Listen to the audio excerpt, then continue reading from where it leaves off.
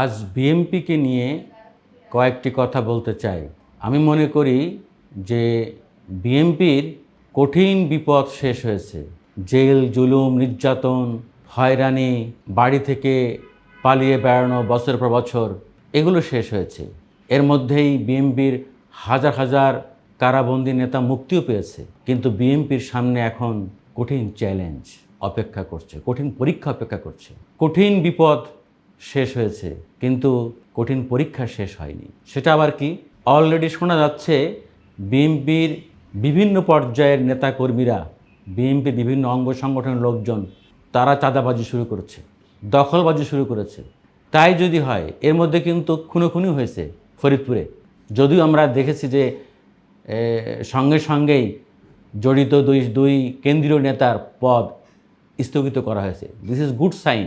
কিন্তু জনগণ যদি দেখতে পায় বিএনপির মধ্যে আওয়ামী লীগের ক্যারেক্টার, বিগত 15-16 বছরে আওয়ামী লীগ যে দুঃশাসন চালিয়েছে, যে অন্যায় নিপীড়ন করেছে, যে জুলুম করেছে, যে দুর্নীতি করেছে, যে দখল বাণিজ্য করেছে, মানে সীমাহীন লুটপাট, দুর্নীতি, হয়রানিতে, এটা জালেম যা করে তাই করেছে। সেই জালেমের শাসন যদি আবার ফিরে আসে এবং যদি দেখা যায় যে সেটা বিএনপির মধ্যে ভর করেছে, তাহলে কিন্তু বিএনপির জন্য সত্যিই কিন্তু সামনে আবার বিপদ। বিএনপির লোকজন, অঙ্গ সংগঠন যদি আবার বিভিন্ন সেক্টরে চাঁদাবাজি করে, আমি এর আগে একটা ভিডিওতে বলেছিলাম যে Awami League out, BNP in, তাই জন্য না হয়। সারা বাংলাদেশ তো বটেই, গোটা বিশ্বের সামনে আওয়ামী লীগ দেখাবে, দেখেন ওরা এখন কি করছে। আর একটা কথা এখন বলে রাখার দরকার, জানি না এই সরকার সংস্কারের জন্য কতদিন সময় নেবে, আর এদেশের মানুষ তাদেরকে কতদিন সময় দিবে। ধরে নিলাম, হাইপোথিসিস, একটা ধারণা থেকে বলছি, অন্তর্বর্তীকালীন সরকার সংস্কারের জন্য 2 বছর ক্ষমতা থাকবে। 2 বছর কিন্তু বেশ লম্বা সময়। আর এই 2 বছর যদি বিএনপি অধৈর্য হয়ে যায়, আর যদি এই বিএনপি 2 বছরের মধ্যে এই সমস্ত বিভিন্ন বদনাম কিনে ফেলে, তাহলে কিন্তু আপনাদের খবর আছে। আপনারা মনে করেন না যে শুধু ক্ষোভের ভোট নিয়ে, এন্টি আওয়ামী লীগ ভোট নিয়ে ক্ষমতায় আসবেন। এটা যদি করেন তাহলে দলের অনেক ক্ষতি করবেন। আমি কোনো দল করি না, বিএনপিও করি না, আওয়ামী লীগও করি না, জামাতও করি না, জাতীয় পার্টি করি না। বাট আমি মনে করি যেহেতু আওয়ামী লীগের পতন হয়েছে, সঙ্গত কারণে ভোট যখনই হোক বিএনপি ক্ষমতায় আসবে, এটাই স্বাভাবিক। কিন্তু এটা নিয়ে বেশি লম্পঝম্প করা ঠিক হবে না।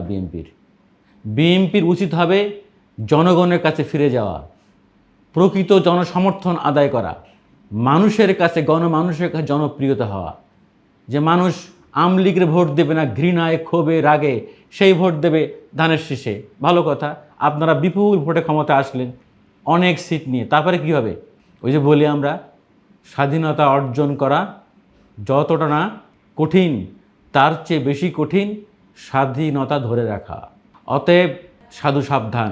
বিএনপিকে বলবো যে আপনাদের বরং এই 2 বছর সময় বিশাল সুবর্ণ সময়, একটি মুক্ত বাতাসে আপনারা শ্বাস নেবেন আর ভালোভাবে বাংলাদেশের নতুন রাজনীতি করবেন।